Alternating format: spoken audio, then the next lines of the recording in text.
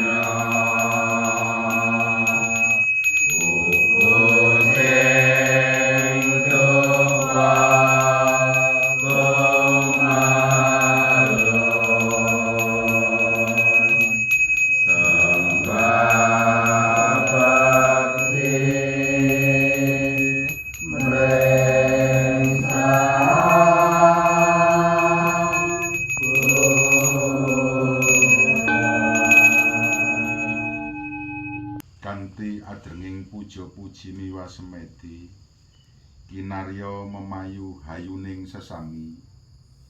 para titah budi tansah angrakit sesaji ingkang kaping sepindhah kanthi makantar kataring sasongko ingkang hamadangi kanan kering ngarsa miwah ing pungkur pramila bilih Masruwana sekeluarga tansah budi kinayunging pepadangi sejati nyumurupi dumateng kasunyatanipun dharma inggih dharma ingkang minangka sasongko apa ring gesang pramila Masruwana sekeluarga sesanti mugi-mugi ya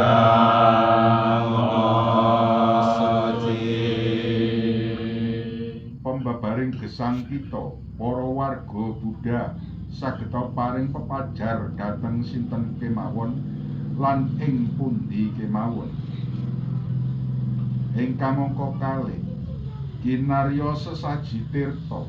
nyumurupi dumateng lampahipun manembah ingkang kedah linambaran niat saha tekad ingkang suci ugi watak andhap asor lembah manah mugi-mugi ya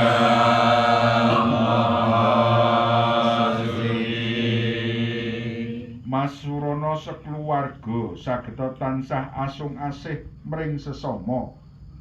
tan adigang adigung adiguna angka 3 sarana sesaji boga ingkang dumadi saking tetuwuhan ingkang sarwa sae saha pinilih sayekti nyumurupi dumateng sangkan paraning dumadi inggih beja saha muspraning titah ing marcapada amung gumantung dumateng budi pakertinipun ingkang dipun wastani ngunduh woing pakerti mugi-mugi ya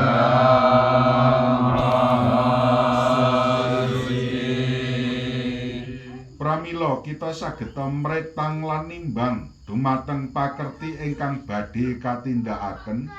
saengga samangke saged tuwuh pangunduhing pakerti ingkang sae sarana sesaji sekar ingkang ngambar arum dados pepasren ingkang endah nuwuhaken rasa asripun manembah mungguing para titah Buddha mugi nyumurpana dhateng pelampitaning sekar prasasat endahing sekar mung sak gebyaran nelakaken dhateng kasunyatanipun gesang ingkang tansah owah lan gingsir boten langgeng mugi-mugi ya